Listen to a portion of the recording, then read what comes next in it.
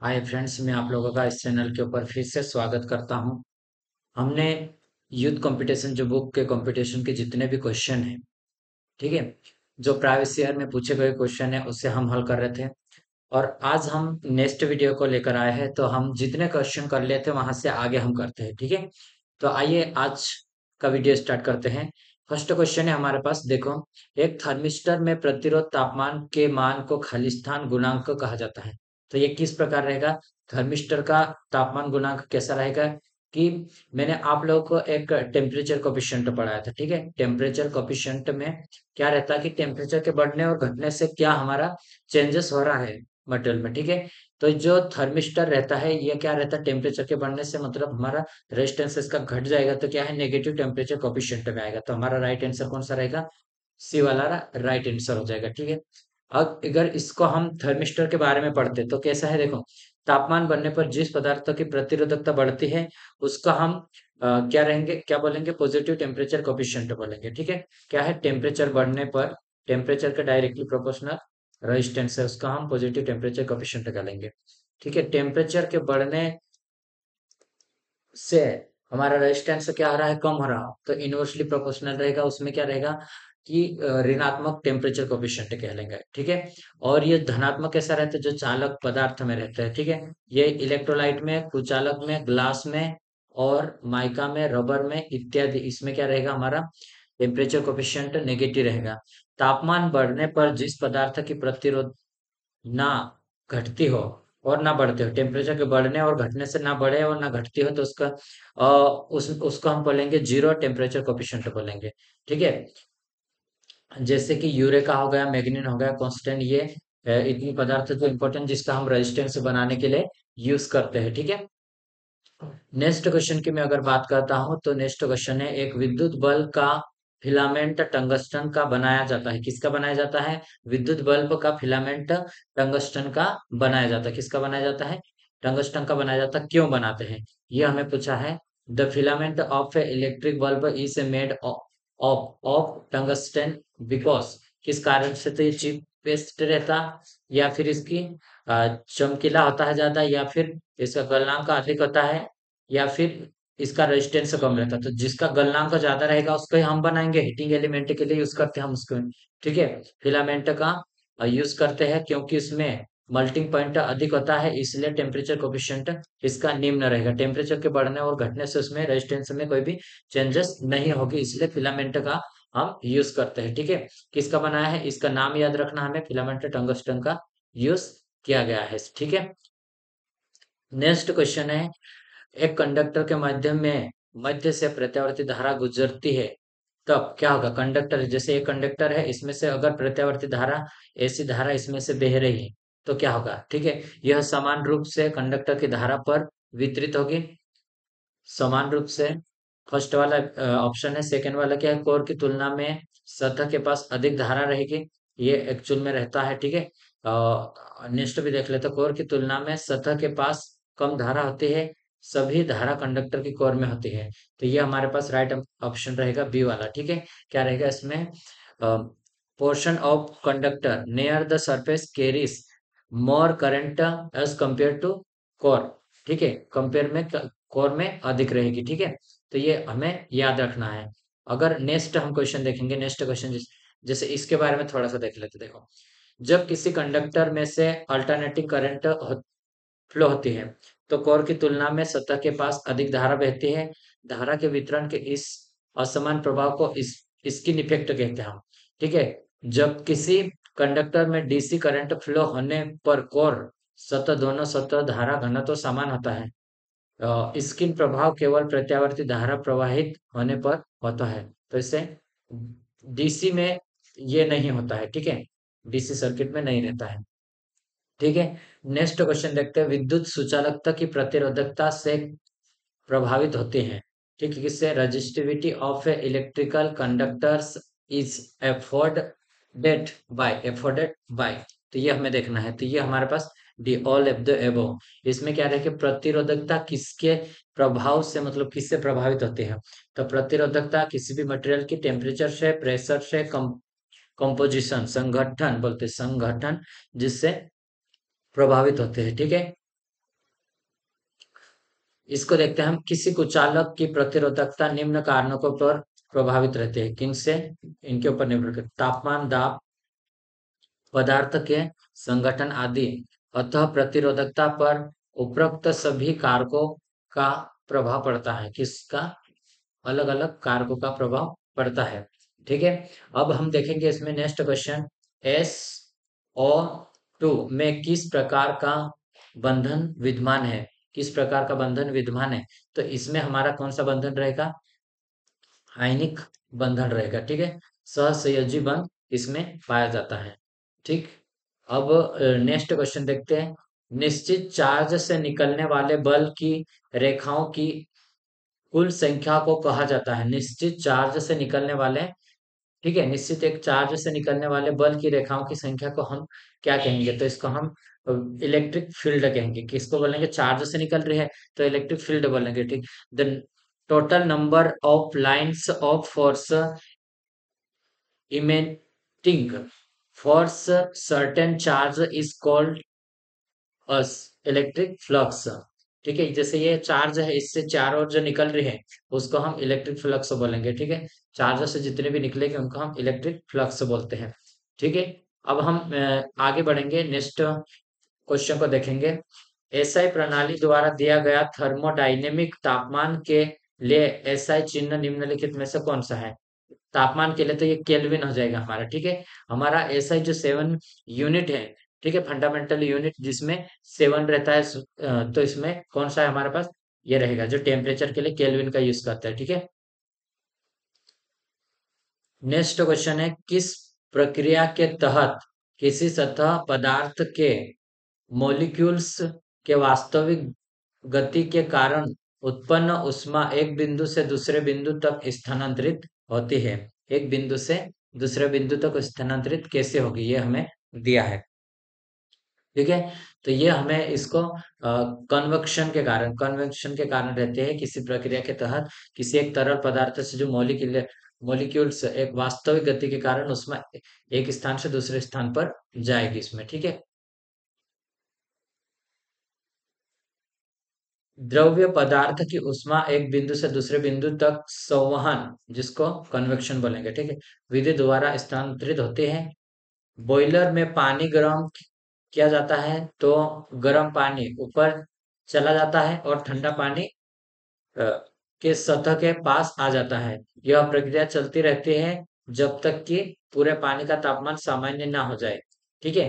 कैसा रहेगा? सामान्य ना हो तब तक ये प्रक्रिया चलती रहती है। ठीक है। नेक्स्ट क्वेश्चन, ये एमपी से रिलेटेड ही है सब क्वेश्चन है। ठीक है। एमिशन का वह कौन सा प्रकार है जो किसी मेटल को पर्याप्त तापमान तक गर्म करता है ताकि इलेक्ट्रॉन मुक्त होकर मेटल सरफेस को छोड़ सके? ठीक है। इलेक्ट्रॉन मुक्त होकर किसमें छोड़ सके? मेटल सरफेस को छोड़ सके। तो which is the type of emission that heat the metal to a sufficient temperature to enable the free electron to leave the metal surface।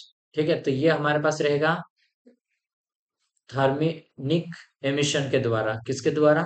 थर्मिनिक emission रहेगा इसमें, जो मेटल को पर्याप्त मात्रा तक गर्म करके इलेक्ट्रॉन को मुक्त करता है, जिससे इलेक्ट्रॉन गति करने के लिए फ्री हो जाते हैं और मेटल के सरफेस को छोड़ देते हैं इसमें। ठीक है। नेक्स्ट क्वेश्चन इसमें देखेंगे हम। तार के रजिस्टर की गणना करना है। तार का रजिस्टर निकाल, calculate the resistance of wire. ठीक है। इसमें हमें लंबाई कितनी दी है? ये लंबाई दी है हमारे पास 150 मीटर और क्रॉस सेक्शनल एरिया एमएम में दिया है, 0.2 mm² में है। रजिस्टिविटी ये हमारे पास है। ठीक है। तो हम क्या करेंगे, इसको निकालते हैं। ठीक है। मैं इसमें दिखाता आपको पूरा। ये लेंथ है हमारी, एरिया ये हमारा एरिया है। एरिया को हमने किस में कन्वर्ट कर लिया? मीटर में।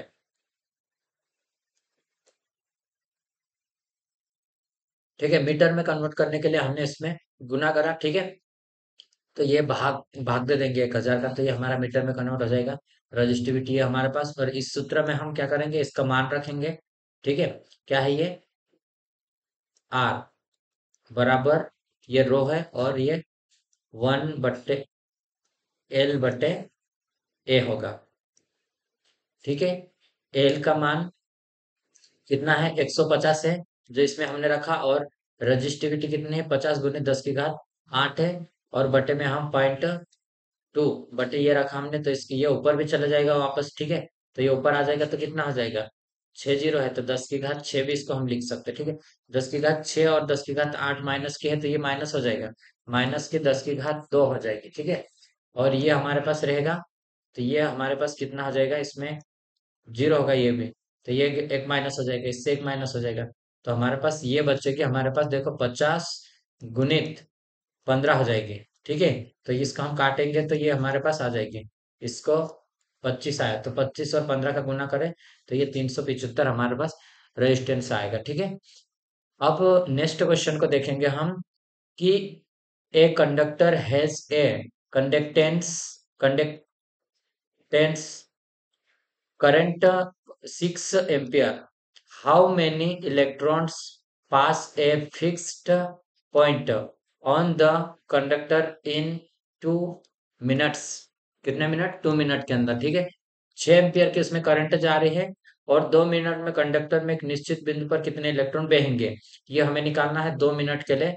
ठीक है, तो हम क्या करते हैं, सबसे पहले Q बराबर हमारे पास I और T होता है। ठीक है, Q बराबर I T होगा। पहले तो हमें चार्ज निकालेंगे, उसके बाद इलेक्ट्रॉन निकालेंगे। ठीक है, 6 एम्पियर है, कितने एम्पियर है, 6 एम्पियर है, और हमारे पास 2 मिनट। ठीक है, 2 मिनट में कितने सेकेंड हो जाएंगे, सेकेंड, तो 2 × 60 करेंगे हम, तो 120 सेकेंड हो रहा है, तो टाइम 120 सेकेंड है, और ये हमारे पास क्यू निकालेंगे तो कितना हो जाएगा, 6 करंट आ रहा है, और टाइम 120 सेकेंड आ रहा है। ठीक है, तो ये इसका गुना इसमें करेंगे तो ये हमारे पास आ जाएगा 720। ठीक है, पार्शिंग 72 और जीरो का जीरो, तो 720 आ गया। अब हमें क्या है, कूलम क्यू बराबर हमारे पास क्या है, क्यू बराबर 720 है। ठीक है, उसके बाद हमारे पास ये होगा क्यू बराबर एन ई, तो हमें इसका मान रखेंगे, एन का मान निकालना है 720, तो इसका मान और इसका मान रखा है, इसको हम काटेंगे। ठीक है, तो हमारे पास आ जाएगा 4.5 10⁻21 इलेक्ट्रॉन पर सेकेंड इसमें बहेंगे। ठीक है, कितने, 10⁻21 इलेक्ट्रॉन पर सेकेंड की गति से इसमें जाएंगे इतने इलेक्ट्रॉन। ठीक है, नेक्स्ट क्वेश्चन देखेंगे, एक धातु की तार में विद्युत धारा खालिस्तान के प्रवाह के कारण होता है। धातु में तार में इलेक्ट्रॉन के कारण से प्रवाह होगा ना। ठीक है, धातु के तार में इलेक्ट्रॉन के कारण उसमें करंट बहेगा। ठीक है, अब नेक्स्ट क्वेश्चन देखेंगे, आवेश Q1 और आवेश Q2 पर अपना थोड़ा बल प्रयोग करता है, जब यदि आवेश Q3 उनके समीप लाया जाता है तो Q2 और Q1 के बल का प्रयोग कैसा होगा। ठीक है, तो ये कैसा होगा, हमें देखना है। ठीक है, तो ये परिणाम बढ़ेगा या परिणाम घटेगा या स्थिर रहेगा।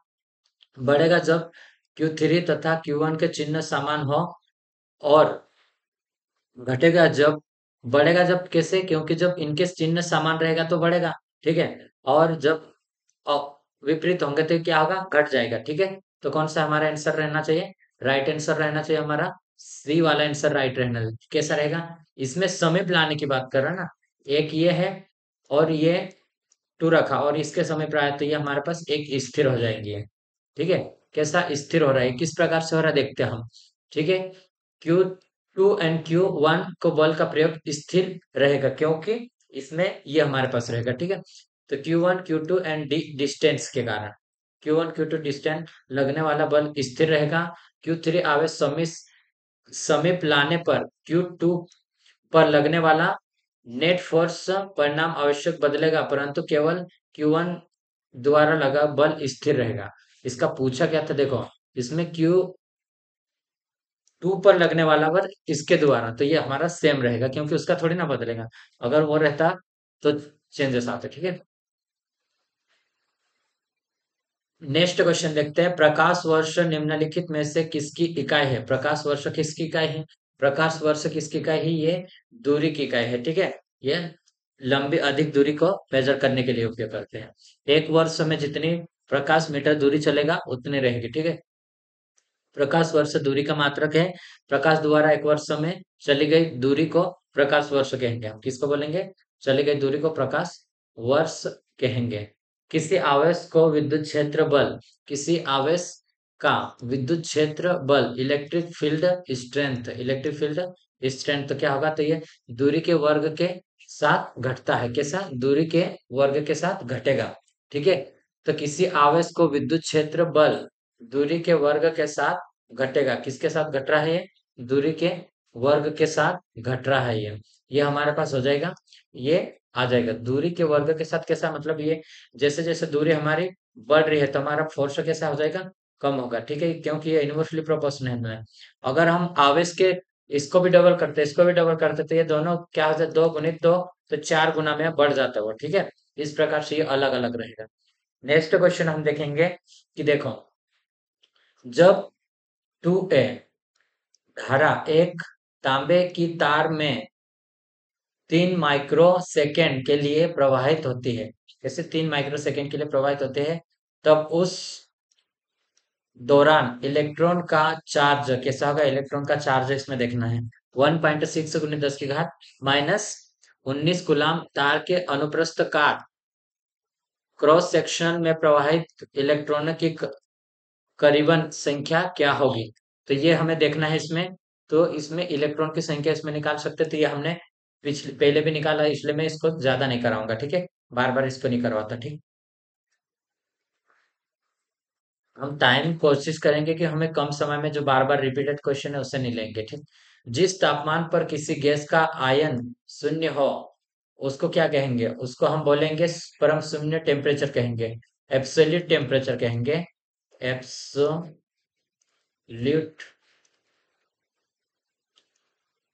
टेम्परेचर क्या बोलेंगे? एब्सोल्यूट टेम्परेचर कहेंगे उसका।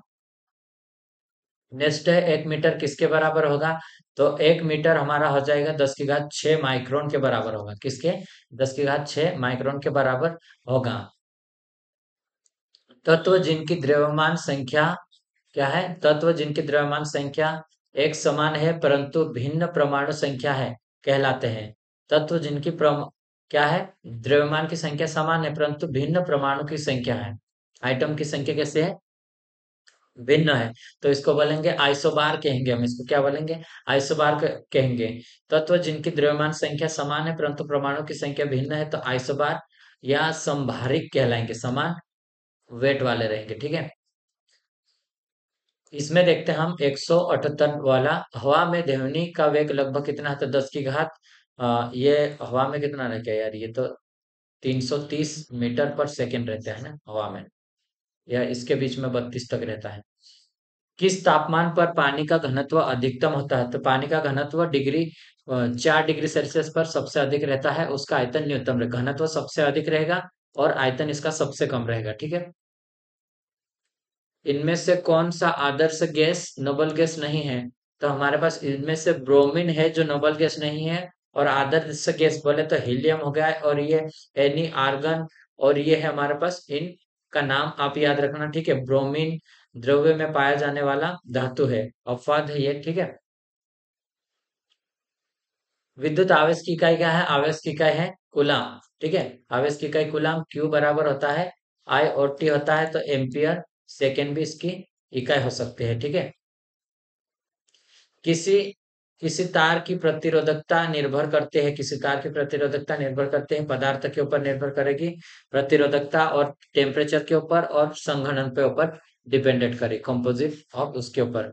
ठीक है, नेक्स्ट क्वेश्चन हम देखते हैं कि किसी पदार्थ में संयोजन इलेक्ट्रॉन अपने जनक परमाणु से मजबूती से संबंध रहते हैं। मजबूती से संबंध रहते हैं किसमें? किस परमाणु संयोजी इलेक्ट्रॉन अपने जनक परमाणु में मजबूती से संबंध रहते हैं? तो यह है इंसुलेटर में। ठीक है, संयोजी में इलेक्ट्रॉन रहते हैं, इसमें कंडक्शन बैंड में इलेक्ट्रॉन नहीं रहते जिस कारण से इसमें करंट नहीं बहेगा। ठीक है, नेक्स्ट क्वेश्चन है हमारा। नेक्स्ट क्वेश्चन देखो, निम्न में से कौन सी चालन के माध्यम से एक वस्तु से दूसरी वस्तु में ताप का हस्तांतरण के लिए एक आवश्यक शर्त है? तो ये मैंने पिछली बार भी इस क्वेश्चन को कराया, बस उसमें लैंग्वेज चेंज किया है इसमें, ठीक है। दोनों निकायों का एक ही तापमान पर रहना चाहिए, दो निकाय एक ही तापमान पर रहेगा तो नहीं बहेगा उसमें, ठीक है। दोनों निकायों में धातु होना चाहिए, ये भी नहीं रहेगा। निकायों में धातु होनी चाहिए, तो निकायों में से एक धातु होनी चाहिए, ये भी नहीं रहेगा। अलग अलग इसमें तापमान, but the bodies most be difference temperature होना चाहिए, ठीक है। कितना होना चाहिए? डिफरेंस टेम्परेचर रहने पे निकलेगा, ठीक है। स्टैटिक बिजली के अध्ययन के अनुसार एक चार्ज किसे किए हुए क्षेत्र का संभावित v क्या है? मतलब स्टैटिक बिजली के अध्ययन के अनुसार एक चार्ज किए हुए क्षेत्र का संभावित v है, इसमें पूछा है। तो अवलोकन बिंदु दूरी से r के साथ व्युत्क्रमानुपाती रहेगा ये, ठीक है। किसके साथ? r के साथ, ये वाला रहेगा हमारे पास। स्टैटिक बिजली के अध्ययन के अनुसार एक चार्ज किए हुए क्षेत्र का संभावित v का अवलोकन करेंगे हम, तो बिंदु d जो दूरी है, जो दूरी रहेगा r के साथ व्युत्क्रमानुपाती रहेगा, ठीक है। नेक्स्ट क्वेश्चन देखते हैं। कंडक्टर में 18 एम्पियर की धारा आधे मिनट तक, मतलब 30 सेकंड तक जारी है के लिए बहती है। उसके समय में कंडक्टर के भीतर कुल आवेश तो Q बराबर I और T होता है, ठीक है। Q बराबर क्या बोला मैंने? I और T। 18 एम्पियर जारी है और 30 सेकंड, ठीक है। तो 18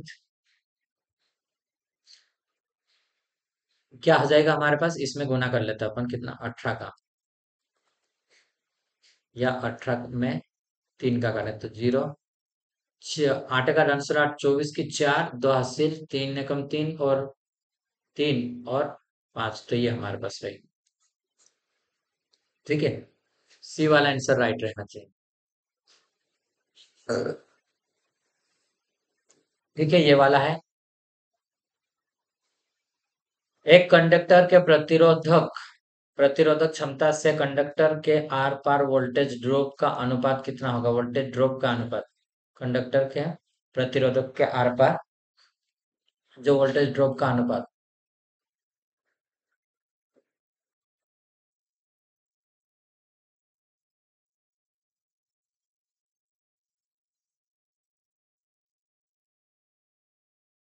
तो इसमें देखेंगे हमारे पास, इसमें क्या रहेगा? धारा रहेगी, इसमें वोल्टेज ड्रॉप। एक कंडक्टर के प्रतिरोधक क्षमता से कंडक्टर के आर पार वोल्टेज ड्रॉप का अनुपात धारा है। लाइन के चालक में धारा प्रवाह का विरोध करने वाले पदार्थ में विद्युत गुण का प्रतिरोध कहते हैं इसका हम, ठीक है। किसका? विद्युत गुण का प्रतिरोध कहेंगे हम। और नेक्स्ट क्वेश्चन देखेंगे। ओम का नियम खाली स्थान पर लागू होता है। ओम का नियम किसके ऊपर लागू होता है, ये देखना है। तो ये होता है कंडक्टर के ऊपर लागू होगा, थर्मिस्टर में, एलॉय में और डायोड में नहीं लागू होगा। तो एक आंसर ए वाला राइट रहेगा, ठीक है। ये हमारे पास तो रहेगा। ये क्वेश्चन भी हमने 2-3 बार कर लिया, इसलिए डिटेल नहीं पढ़ेंगे। 1.5 किलोवाट हीटर द्वारा 5 मिनट में प्रयुक्त ऊर्जा ऊर्जा निकालना है हमें। तो ई बराबर हमारे पास क्या रहेगा? VI/T।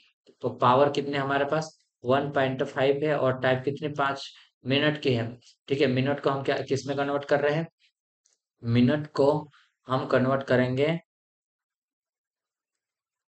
मिनट को इसमें, और ये क्या है? किलोवाट में है, तो इसको भी हम किस में कन्वर्ट कर लेंगे? इसमें 100 करेंगे, किलोवाट हो जाएगा, ठीक है। किलोवाट को वाट में कन्वर्ट, इसमें गुना करेंगे तो ये हमारे पास आ जाएगी राइट आंसर, ठीक है। ये क्वेश्चन भी वैसे हमने कर लिया है। एक अंतरराष्ट्रीय ओम नियम के बराबर है। अंतरराष्ट्रीय ओम नियम किसके बराबर है? तो ये हमारे पास अंतरराष्ट्रीय एक 1.00049 एब्सोल्यूट ओम है, ये निरपेक्ष ओम रहेगा, ठीक है। इसके बराबर रहेगा हमारा। नेक्स्ट क्वेश्चन हम देखते हैं कि 12 वोल्ट का विभवांतर 7.5 ओम के एक प्रतिरोध पर 5 सेकेंड के लिए लगाया जाता है, ठीक है। 5 सेकेंड के लिए। तो इसमें हमें क्या कूलम का पूछा है? तो आई और टी रहता है, ठीक है। तो इसमें पहले हमें करंट निकालेंगे। करंट निकालने के लिए क्या रहेगा? V/, आई बराबर ये होता है, ठीक है, V/R। तो हमारे पास वोल्टेज 12 है और ये है। इसको हम पॉइंट को हटाएंगे तो ऊपर 0, 120/75 आ रहा है, ठीक है। इसको हम काट लेंगे तो जो भी आएगा, या फिर इतने करंट है हमारे पास। तो उसके बाद आई बराबर क्या होगा? सॉरी, Q बराबर IT होगा, ठीक है। तो इसको हम रखा 120/75 गुणित कितना है टाइम? 5 सेकेंड है, ठीक है। 5 से इसको काटा, 5 एकम 5 और 2 बचे 5 25, 15, 120/5 15 बचा हमारे पास, 5 से इसको भी काट लो, 5 3 15, 5 दूनी 10 और 5 दूनी 10, बचा कितना, 2। ठीक है, तो हमारे पास 0 आएगा और 5 और 20 कितना, 120 है, तो 24 आना चाहिए हमारे पास, है ना। इसमें 24/3, तो ये हमारे पास कितना हो जाएगा, 8 एक बार में, ठीक है। तो ये आ जाएगा हमारे पास। किसी माध्यम के निरपेक्ष विद्युतशीलता का एस आई मात्रक क्या है। निरपेक्ष विद्युतशीलता का एस आई मात्रक हमें पूछा है। ठीक है, माध्यम की निरपेक्ष विद्युतशीलता का, तो ये बी हो जाएगा। ये क्वेश्चन बहुत इंपॉर्टेंट है और ये बहुत कम मतलब हम पढ़ाया जाता है। ठीक है, सी स्क्वायर में न्यूटन मीटर स्क्वायर है निरपेक्ष विद्युतशीलता का मात्रक। ठीक है, कूलाम है, कूलाम का मतलब 2 है, कूलाम स्क्वायर और न्यूटन मीटर, ये आ जाएगा। ये किस तरह से निकला है मैं आपको बताता हूँ, यहाँ से आया है ये। ठीक है, हमारे पास फोर्स बराबर ये है। ठीक है, अब हमें निकालना, किसका मान निकालना है, इसका निरपेक्ष विद्युतशीलता का मात्रक इसका निकालना है। ठीक है, बाकी इसको का हम करेंगे, इसको इधर ले गए तो ये हमारे पास ये आ जाएगा Q1 × Q2 बटे में F और D दोनों का। ठीक है, अब हमें Q1 की इसकी यूनिट क्या है, कूलाम स्क्वायर कर ले, और F न्यूटन की, ये न्यूटन के अब बॉल के आ गए, और ये मीटर स्क्वायर में है, तो ये हमारे पास डिस्टेंस के आ गए।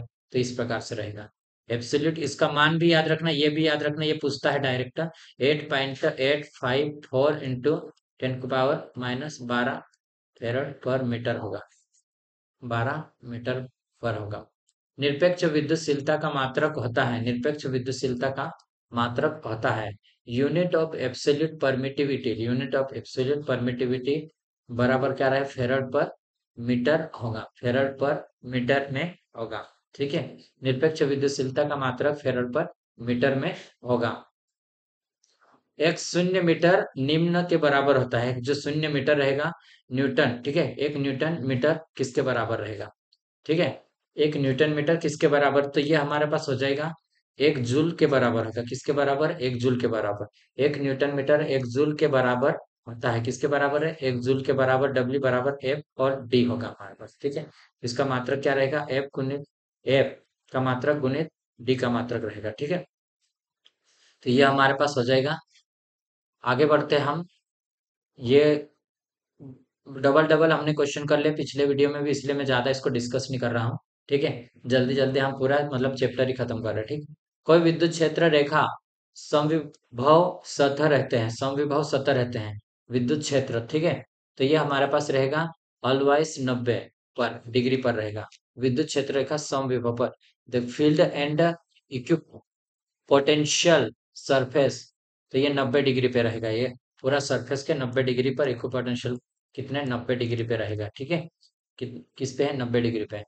इसमें हम देखेंगे नेक्स्ट, देखो वोल्टेज, देख सेरेमिक डाइलेक्ट्रिक पर लगे वोल्टेज द्वारा हवा की तुलना में 100 गुना अधिक इलेक्ट्रोलाइटिक क्षेत्र में उत्पन्न करता है। डाइलेक्ट्रिक स्थिरांक का मान क्या है, तो ये डाइलेक्ट्रिक का मान 100 रहेगा। ठीक है, किसमें 100 रहेगा इसका मान भी। तो ये तो याद करने वाले हैं, डाइलेक्ट्रिक स्थिरांक का मान पूछा है इसमें। ठीक है, नेक्स्ट क्वेश्चन है, which of the following material has the highest value of dielectric constant. निम्न पदार्थ में से किसका पराविद्युत स्थिरांक सबसे अधिक होता है, पराविद्युत स्थिरांक किसमें सबसे अधिक होगा। ठीक है, पराविद्युत स्थिरांक, तो ये हमारे पास रहेगा ग्लास में सबसे अधिक रहेगा। ये एक टेबल है जिसमें कि अलग अलग डाइलेक्ट्रिक स्ट्रेंथ दिया है। ठीक है, इसमें ये इतना है, और क्लास में सबसे अधिक है, जो कि डाइलेक्ट्रिक कांस्टेंट 8 दिया है, रिलेटिव परमिटिविटी और इसका मान ये दिया है। ठीक है, इसका आप एक बार देख लीजिए और याद रखिएगा। ठीक है, नेक्स्ट देखेंगे हम, विद्युत क्षेत्र की तीव्रता की राशि है, इलेक्ट्रिक फील्ड इंटेंसिटी की राशि, ये कैसी है, ये राशि क्वांटिटी कैसी रहेगी, स्केलर या वेक्टर, तो ये हमारे पास हो जाएगी वेक्टर क्वांटिटी रहेगी। तो बी वाला राइट आंसर रहेगा। कौन सी वेक्टर क्वांटिटी रहेगी, वेक्टर क्वांटिटी किसको बोलेंगे हम, जिसमें सदिश राशि बोलते हैं, जिसे दिशा और परिणाम दोनों होते हैं। ठीक है, और अदिश राशि जिसमें परिणाम होता दिशा नहीं होती है। ठीक, विद्युत विस्थापन डी के अभिलंब घटक के किसी बंद पृष्ठ के सापेक्ष समाकलन उस बंद पृष्ठ में निहित आवेश के बराबर होती है, यह कथन किस नियम से संबंधित है? ठीक है, तो ये क्या बोले, देखो हिंदी में तो बहुत कंफ्यूज करेगा आपको, इंग्लिश में पढ़े। The surface integral of the normal component of the electric displacement d over any closed surface equal to the charge enclosed by the surface. This statement is associated with, तो ये है किस नियम के अकॉर्डिंग आएगा हमारा, तो ये गॉस नियम के अकॉर्डिंग। ठीक है, क्या है, विद्युत विस्थापन डी के अभिलंब घटक के किसी बंद पृष्ठ के सापेक्ष जो समाकलन उस बंद पृष्ठ में निहित आवेश के बराबर होता है, कथन गॉस का नियम ही है। किसके नियम के अकॉर्डिंग? गॉस।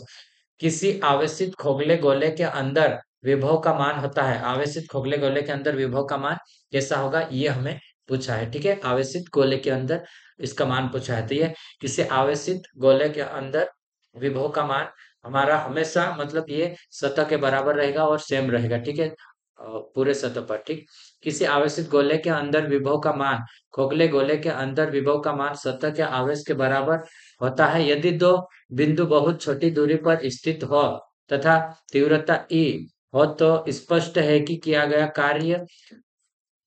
कार्य EDL होगा, माना विभवांतर डीवी होता है, तो ये हमारे पास रहेगा। ठीक है, वोल्ट पर मीटर में रहेगा इसका। नेक्स्ट है दो, क्या दिया है हमारे पास, 2000 ओम और 2 वाट प्रतिरोध पार्श्व में संयोजित किया जाता है, उसका संयुक्त प्रतिरोध और वाट दर निकालना है इसमें।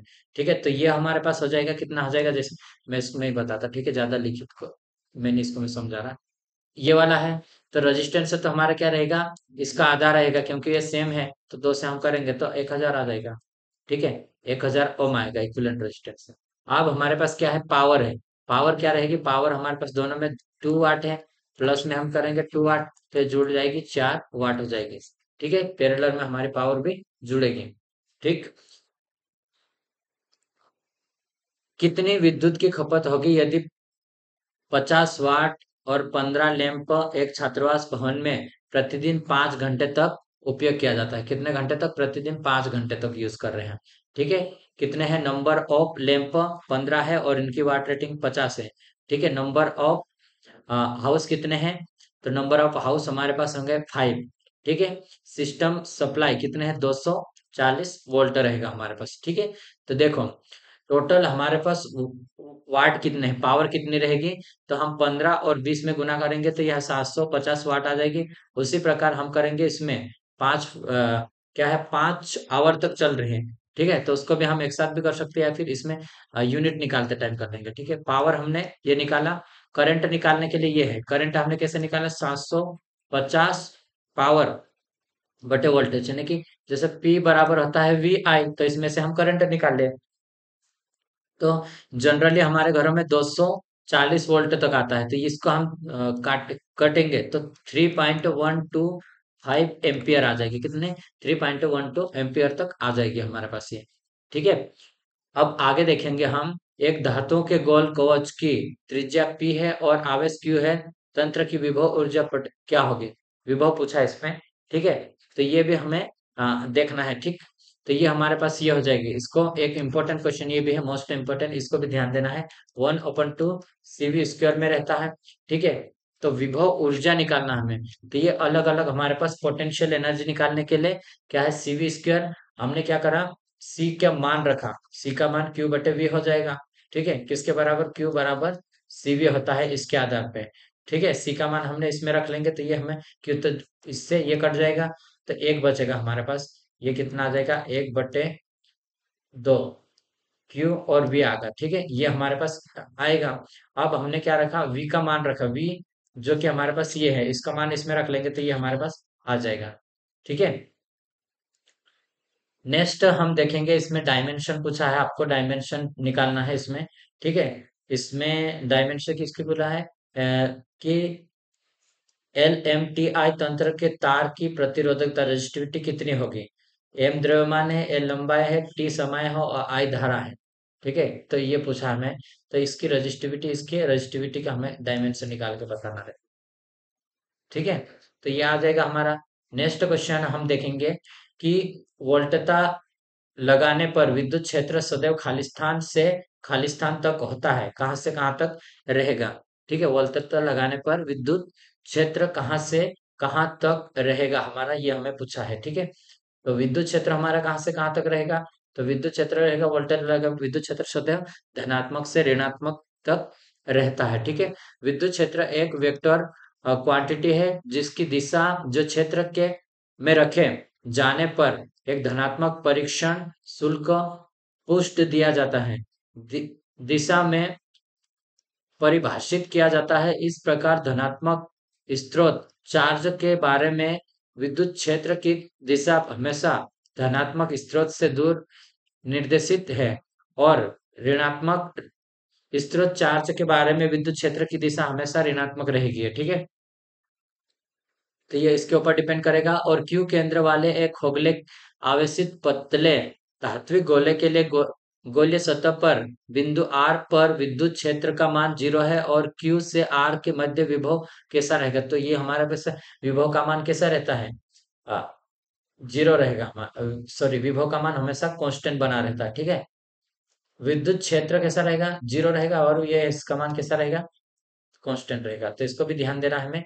ठीक है, और नेक्स्ट क्वेश्चन, एक कूलाम के दो समान आवेश 1 मीटर की दूरी पर रखे हैं, उनके बीच में लगने वाले स्थिर बल कितना रहेगा, तो ये रहेगा हमारे पास सी वाला आंसर रहेगा। ठीक है, जब एक कूलाम का आवेश है और 1 मीटर की दूरी पे लगा तो 9 × 10⁻⁹ न्यूटन पे जो बल लगेगा। ठीक है, अगला क्वेश्चन है, किसी स्थिर चुंबकीय क्षेत्र हेतु चुंबकीय क्षेत्र हेतु बी पॉइंट डीएस की सतह समकलन शून्य है, यह प्रदर्शित करेगा।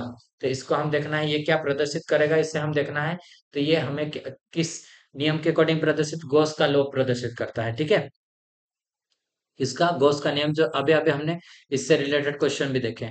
अब देखो, 1 सेंटीमीटर त्रिज्या का एक विलगित गोला वायु में रखा हुआ है, इसकी धारिता का मान क्या होगा, इसकी धारिता का मान हमें पूछना है। तो ये हमारे पास ये रहेगा, इस सूत्र को याद रखना आप, और इसका केवल हमें त्रिज्या दी है, इसमें त्रिज्या का मान इतना दिया है, और इसके बराबर क्या होता है, 1/9 × 10⁻⁹ रहेगा। तो ये हमारे पास एक आ जाएगा।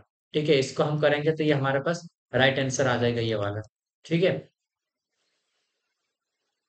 निम्न में निम्नांकित युग्म में कौन से सही रूप से सम्मिलित नहीं है, सही रूप से सम्मिलित नहीं है, तो कौन सा नहीं होगा, विस्थापन धारा एम्पियर का नियम रहेगा। ठीक है, ये हमारे पास नहीं रहेगा। ये क्या है, लाइन आवेश गॉस का नियम है, और शक्ति प्रवाह पॉइंटर वेक्टर। ठीक है, और मैग्नेटिक फील्ड बाय सर्वेट नियम रहेगा। ठीक है, तो ये हमारे पास आ जाएगा। नेक्स्ट क्वेश्चन देखते हैं हम, एक बिंदु आवेश के चारों ओर समविभव सतह होती है, एक बिंदु आवेश पे चारों समविभव सतह कैसी होगी। ठीक है, आवेश पे समविभव सतह कैसी रहेगी, उसके चारों ओर वो फील्ड रहेगा। ठीक है, तो ये समविभव सतह गोली रहेगी। ठीक है, गोलीय रहेगी। ठीक, किस प्रकार, गोलीय मैंने बोला आपको। और नेक्स्ट क्वेश्चन हम देखेंगे, दो सीधे धारा प्रवाह चालक समान दिशा में धारा प्रवाहित हो रहे हैं, तो एक दूसरे पर आरोपित बल कैसे लगेंगे, उसमें समान दिशा में रहेगा, तो ये समान रहेगा, इक्वल, और अट्रैक्शन फोर्स लगेगा। ठीक है, सेम दिशा में, ऑपोजिट डायरेक्शन में रहता तो रिपल्सन फोर्स इसमें लगता है। ठीक है, विद्युत द्विध्रुव क्षण का मात्रक है, Khalistan is the unit of electric dipolar moment. ठीक है, तो ये हमारे पास क्या आ जाएगा, कूलाम्ब मीटर। कूलाम्ब मीटर विद्युत द्विध्रुव सिस्टम में धनात्मक और ऋणात्मक विद्युत आवेशों के अलगाव को बताता है, अर्थात यह सिस्टम के संपूर्ण ध्रुवता का मापता है। स्थायी विद्युत द्विध्रुव इलेक्ट्रोड कहलाता है, इसका एसआई मात्रक कूलाम्ब मीटर और डिबे डी होता है इसमें। ठीक है, तो ये भी हमें ध्यान रखना है। और आगे बढ़ेंगे हम, कि देखो, विद्युत क्षेत्र रेखीय खालिस्तान है, तो विद्युत क्षेत्र रेखीय क्या है हमारे पास, या तो सीधी रेखा या तो चिकनी वक्र रेखा रहेगी इसमें। ठीक है, कैसी रेखा, विद्युत क्षेत्र रेखा का पथ सीधा या वक्र होता है, जहां पर किसी बिंदु पर स्पर्श रेखा विद्युत क्षेत्र तीव्रता की दिशा को दर्शाता है, धनात्मक आवेश आवेशित बॉडी है से प्रारंभ होते हैं तथा ऋणात्मक आवेशित बॉडी पर समाप्त हो जाते हैं ये। ठीक है, अब हम इसको देखते हैं। देखो लास्ट क्वेश्चन है हमारे पास, ज्यादा कुछ क्वेश्चन नहीं है, इसमें ज्यादा 6-7 क्वेश्चन और होंगे, ठीक है। किसी बिंदु सतह के आसपास आवेशों के मध्य से कुल इलेक्ट्रॉन फ्लक्स उसके बंद आवेशों की मात्रा के बराबर होता है, इसका उपरोक्त कथन कौन सा है? तो ये हमारा कथन रहेगा गॉस का नियम, जो कि हम बार बार इसको ही पढ़ रहे हैं, ठीक है। क्या बोला है? किसी बंद सतह के आसपास आवेशों के मध्य से कुल इलेक्ट्रॉन फ्लक्स उसके बंद आवेशों की मात्रा के बराबर रहता है, ठीक है। तो ये गॉस का नियम है। अलग अलग लैंग्वेज से थोड़ा सा उसमें शब्दों को चेंज करके इसने पूछा है, ठीक है। दो अनंत समांतर धातु की प्लेटों को आप समान ध्रुवता वाले सतह आवेश घनत्व द्वारा आवेशित किया जाता है, तो प्लेटों के बीच में विद्युत क्षेत्र कैसा रहेगा, ये पूछा है। तो ये कैसा रहेगा? शून्य रहेगा। दो अ, अनंत समांतर धातुओं की प्लेटों के समान ध्रुवता वाले, ठीक है, आवेशों द्वारा आवेशित किया जाता है, प्लेटों के बीच में विद्युत क्षेत्र कैसा रहेगा?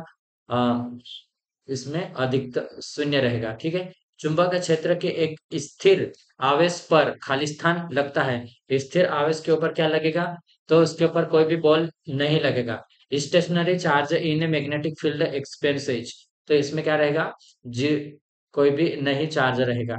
प्रति इकाई विद्युत क्षेत्र पाई गई प्रवाहित गति कहलाती है। Drift velocity acquired per unit electric field applied is called as, तो ये हमें पूछा है, ठीक है। तो ये किसके ऊपर रहेगा? तो प्रति इकाई विद्युत क्षेत्र पाई गई प्रवाह इलेक्ट्रॉन गतिशीलता के कारण रहे। किसके कारण? इलेक्ट्रॉन की गतिशीलता की मोबिलिटी के, इलेक्ट्रॉन्स मोबिलिटी के कारण रहेगा। ये भी एक इंपॉर्टेंट क्वेश्चन है, इसको भी याद रखिए। गॉस प्रमेय में विद्युत क्षेत्र की तीव्रता E है, बिंदु P पर वॉल्यूम चार्ज घनत्व, ठीक है, ये दिया है, किस प्रकार से संबंधित है, तो ये हमारा कैसे संबंधित रहेगा? ये वाला राइट आंसर रहेगा, ठीक है। तो इसको भी आप याद रखिएगा। और नेक्स्ट क्वेश्चन देखते हैं, निम्नलिखित में से कौन सा मैक्सवेल का समीकरण नहीं है? तो इसमें मैक्सवेल का समीकरण कौन सा नहीं है? तो इन तीनों समीकरण को आप याद रखना, ठीक है। इसको और इसको भी, और ये इसको याद रखना। और कौन सा नहीं है? तो बी वाला हमारा नहीं है, ये वाला, ठीक है, ये आ जाएगा हमारे पास। अब ये पूरे इंपॉर्टेंट जो कितने क्वेश्चन पूछे गए थे वो पूरे हो गए। इसमें मैं आपको साथ में बताऊंगा कि जितने इस चैप्टर से रिलेटेड मोस्ट इंपोर्टेंट पॉइंट है उसको हम एक बार डिस्कस कर लेते हैं और ज्यादा टाइम नहीं लेंगे, ठीक है। निर्वात की विद्युत चुंबकशीलता रिलेटिव परमिटिविटी इकाई क्या है? इसकी इकाई रहेगी, जो कि इकाई नहीं रहती। और परमिटिविटी की इकाई क्या रहती? फेराड पर मीटर रहेगी। यदि एक पराविद्युत पराविद्युत को विद्युत क्षेत्र में रख दिया जाए तो विद्युत क्षेत्र सामर्थ्य रहेगी, घट जाएगी। कैसी घट जाएगी? यदि दो आवेशों के बीच एक कुचालक की मोटी सीट रख दे, तब दोनों आवेशों के मध्य में क्या होगा? बल घट जाएगा। और केबिल में विद्युत प्रवणता कैसी रहेगी? चालक के ऊपर सबसे ज्यादा रहेगी। किसमें? चालक में सबसे ज्यादा रहेगी। यदि यदि वायु संधारित्र की प्लेटों के बीच में अन्य माध्यम लगाया जाए तो अब संधारित्र की धारिता पहले की अपेक्षा कैसे रहेगी? बढ़ जाएगी। क्यों? क्योंकि पहले एयर था, एयर में कम इलेक्ट्रॉन स्टोर होगा, लेकिन जब हम इसमें माइका या किसी अन्य मटेरियल को यूज करेंगे हम, तो उसमें अधिक होगा। इसमें एक परमिटिविटी के हम यूनिट फेरड पर मीटर है, ठीक है। और परमिबिलिटी की यूनिट हेनरी पर मीटर रहेगी, तो इसको भी याद रखना है, ठीक है। परमिटिविटी ये हमारे पास विद्युतशीलता है। क्या है? परमिटिविटी विद्युतशीलता जो फेरड पर मीटर है। और ये क्या है? परमिबिलिटी, ठीक है, चुंबकशीलता। किसी पदार्थ पर न्यूनतम आवेश का मान कितना रहेगा? किसी पदार्थ पर न्यूनतम आवेश कितना रहता है? 1.6 10 की घात माइनस 19 गुलाम रहेगा। एक वोल्टेज के समान क्या रहेगा? जूल पर गुलाम क्या रहता है? क्योंकि किया गया कार्य बटे गुलाम रहता है, तो ये जूल पर गुलाम हो जाएगा, ठीक है। एक संधारित्र पर विभवांतर पहले की अपेक्षा दुगना कर देने पर विद्युत क्षेत्र की तीव्रता कैसी रहेगी? तो ये संधारित्र के ऊपर विभवांतर, मतलब जो संधारित्र रहता है उसमें विभवांतर के ऊपर कोई भी डिपेंडेंट नहीं रहेगा, ठीक है। दो समान व बराबर आवेशों के मध्य एक तीसरा व बराबर आवेश रखा गया है, तो तीसरा आवेश कैसा रहेगा? स्थायी समय अवस्था में रहेगा। यही बात मैंने अभी जो क्वेश्चन में पूछा था इसी में था, ठीक है, स्थायी रहेगा। और तीन आवेश क्रमशः 2q और QQ के तुल्य एक सम त्रिभुज, ऐसे त्रिभुज में इसको हमने रखा, ठीक है, शीर्षों पर रखे थे। त्रिभुज में परिवर्त केंद्र पर कैसा रहता है? विद्युत क्षेत्र शून्य नहीं होगा, परंतु विभव शून्य होगा। इसमें कैसा रहेगा? इसमें विभव इस कंडीशन में शून्य होगा, ठीक है। दो समांतर में संयोजित कैपेसिटर, जो समांतर में जो कैपेसिटर है उसको हम जोड़ेंगे तो समांतर में कैपेसिटर कैसे रहेंगे, आपस में जुड़ जाते, 2 प्लस 2 हो जाते, तो ये 4 हो जाएगा माइक्रोफेराड में। ठीक है, दो समान आकार के गोलाकार चालक ए और बी, जिनमें एक ठोस तथा खोखला है, को समान विभव पर आवेशित किया गया है। यदि ए तथा बी पर आवेश क्रमशः ये है, तब ये क्या हमारे पास बराबर में रहेगा। ठीक है, संधारित्रों में विद्युत आवेश संचित रहता है, पराविद्युत में रहता है ये। ठीक, दो आवेशित चालक गोले एक तार द्वारा परस्पर संबंधित किए गए तथा दोनों पर आवेश भिन्न भिन्न है, तो कुल आवेश कैसा रहेगा, संरक्षित रहेगा इसमें। ठीक, एक समांतर प्लेट संधारित्र में एक पराविद्युत स्लैब रखा गया है। संधारित्र की प्लेटों के मध्य विभवांतर कैसा होगा, शून्य होगा। कैपेसिटर संग्रह करता है, तो यह आवेश को संग्रहित करता है। आवेश का एक खोखला गोला विद्युत क्षेत्र नहीं उत्पन्न करता है, तो किसमें, आंतरिक बिंदु पर नहीं करेगा। ठीक है, स्थितिक विद्युत किसके कारण उत्पन्न होता है, घर्षण के कारण आता है ये। यदि परमाणु एक इलेक्ट्रॉन खोता है तब यह धनात्मक कहलाएगा। ठीक है, द्विध्रुव धनात्मक रहेगा। एक आवेशित पिंड के चारों ओर का स्थान जहां आवेश चार्ज का प्रभाव रहता है, खाली स्थान कहला तो विद्युत क्षेत्र कहलाएगा। विद्युत के एक कूलाम कितने ई ESU के तुल्य है, तो 3 × 10⁹ ES के तुल्य है। पेपर कैपेसिटर सामान्य है, तो स्थिर कैपेसिटर होता है। पेपर कैपेसिटर कैसा है, स्थिर कैपेसिटर है। माइका और सेरेमिक है, ये भी स्थिर है। तापमान वृद्धि के साथ पदार्थ की डाइलेक्ट्रिक क्षमता कैसी है, घट जाएगी। प्रे प्रेरकीय मतलब इंडक्टिव सर्किट में कैपेसिटर का उपयोग पावर फैक्टर को सुधारने के लिए हम करते हैं। ठीक है, शंकु के आकार का आवेशित चालक पर आवेश वितरण होगा, तो एक समान रहेगा ये। और सीलिंग फैन की मोटाई में फेस शिफ्ट करने के लिए किस प्रकार का कैपेसिटर उपयोग किया जाता है, तो पेपर कैपेसिटर ये यूज किया जाता है। शून्यकृत स्थान की विद्युतशीलता है तो एक रहेगी। मध्यम मीडियम की पराविद्युत क्षमता डाइलेक्ट्रिक स्ट्रेंथ होते हैं, केवी पर एमएम में प्रदर्शित की जाती है। किसी माध्यम पर उसकी ब्रेक डाउन वोल्टेज सप्लाई करने पर मध्यम पंचर हो जाएगा। ठीक है, कैसा रहेगा, मध्यम वो पंचर हो जाएगा। ये इधर की साइड हो रहा है, इसको हम कर लेते हैं। ठीक है, एक बार और इसको पूरा रिवीजन कर लेते हैं। ठीक है, केबल में न्यूनतम विभव प्रवणता कहाँ पर रहेगा, इंसुलेशन पर रहेगा, और सबसे अधिक कहाँ पर रहेगा, कंडक्टर पर रहेगा। विद्युत आवेशों के मध्य बल के लिए कूलाम का नियम गुरुत्वाकर्षण नियम के समान रहेगा। ठीक है, गुरुत्वाकर्षण के नियम के, न्यूटन के गुरुत्वाकर्षण के नियम के समान है। एक गतिमान आवेश विद्युत तथा चुंबकीय क्षेत्र दोनों उत्पन्न करेगा ये। ठीक है, एक खोखले चालक के गोले के अंदर विद्युत क्षेत्र कैसा रहेगा, नियत रहेगा इसका। गोले के अंदर बात कर रहा है। ठीक है, ये यदि अनेक छोटी छोटी बूंदों को मिलाकर एक बड़ी बूंद बनाई गई तो पोटेंशियल में वृद्धि होगी। ठीक है, बड़ी बूंद की त्रिज्या के वर्ग के सीधे समानुपाती में रहेगी। ठीक है, एक माइका तथा सेरेमिक कैपेसिटर का समान माप के लिए किसकी कैपेसिटी अधिक होगी, तो सेरेमिक की अधिक रहेगी इसमें, इन दोनों में। ठीक है, कंपेयर करने पे इसका एक क्या है, एक माइक्रोफेरड कैपेसिटर तुल्य है, तो ये 10⁶ फेरड के तुल्य रहेगी।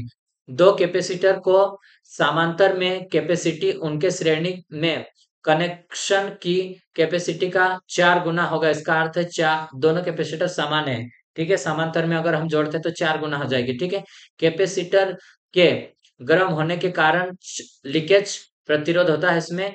और इसमें क्या है कि माइका कैपेसिटर का विशेष गुण है, तो इसका लीकेज प्रतिरोध के कारण। ठीक है, इसमें देखते हैं हम R1 तथा R2 त्रिज्या। R2 क्या है, इसमें बड़ा है R1 से, के दो गोले परस्पर एक चालिक के तार से जुड़े गए हैं। यदि प्रत्येक गोले को आवेशित दिया जाए तो दोनों गोलों पर पोटेंशियल कैसा रहेगा, शून्य हो जाएगा। यदि कैपेसिटर में डाइलेक्ट्रिक के स्थान पर कोई चालक पदार्थ रख दिया जाए तब कैपेसिटर की प्लेट शॉर्ट सर्किट हो जाएगी। डाइलेक्ट्रिक के परमाणुओं से इलेक्ट्रॉन ब्रेकडाउन होने पर बाहर निकल आते हैं। एक आवेशित चालक के समीप अनावेशित चालक आवेशित चालक की कैपेसिटी बढ़ती है, कैसी रहेगी, इसमें बढ़ जाएगी।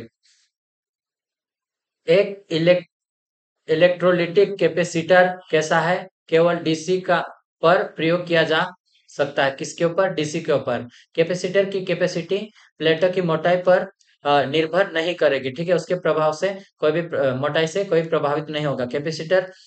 ब, बनाने के लिए कैपेसिटर बनाने के लिए किस, एक मिनट में आपको चार्जर लगा देता हूँ थोड़ी देर के लिए, ठीक है, आई थिंक चार्जर कम हो गया। कैपेसिटर बनाने के लिए उच्च विद्युतशीलता और डाइलेक्ट्रिक उत्तम होने चाहिए इसमें, ठीक है। और नेक्स्ट है पोटिन पॉजिटिव चार्ज के कारण विद्युत क्षेत्र की दिशा कैसे, चार्ज के बाहर की ओर रहेगी पॉजिटिव चार्ज के कारण, और माइनस के कारण अंदर की ओर रहेगी, ठीक है। विद्युत क्षेत्र क्या है, एक आवेशित चालक से आवेश हटाने पर क्या है, सबसे अच्छी विधि चालक को ग्राउंड कर देंगे तो उसमें आवेश हट जाएगा, ठीक है। एक सम विभव सतह इक्विपोटेंशियल सरफेस तथा विद्युत क्षेत्र की रेखाएं कैसे 90 इसमें पे रहेगी।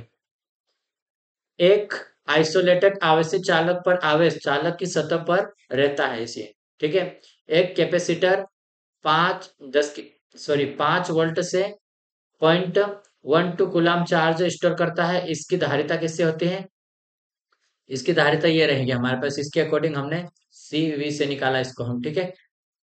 किस कैपेसिटर में कैपेसिटी दर्शाने के लिए कलर कोड का प्रयोग नहीं किया जाता, तो इलेक्ट्रोलाइट में इसका यूज नहीं किया जाता है, ठीक है। तो ये थे मोस्ट इंपोर्टेंट क्वेश्चन जो लास्ट हमने फर्स्ट वीडियो के हमने पूरे कंप्लीट कर लिए हैं, ठीक है। और वीडियो देखने के लिए, यदि वीडियो आपको पसंद आता तो अवश्य इसको लाइक करें और इसको सब्सक्राइब करें, ठीक है। और आगे भी ऐसे ही वीडियो देखने के लिए इसको आप हमारे साथ जुड़ सकते हैं। अगर कुछ भी आपको यदि डाउट है या कुछ भी आप मतलब आपको जो नहीं आता उस टॉपिक को आप कमेंट बॉक्स में लिख दीजिए, ताकि हम उससे रिलेटेड कोई भी जो टॉपिक है उसको हम बना सके, ठीक है। वीडियो देखने के लिए धन्यवाद।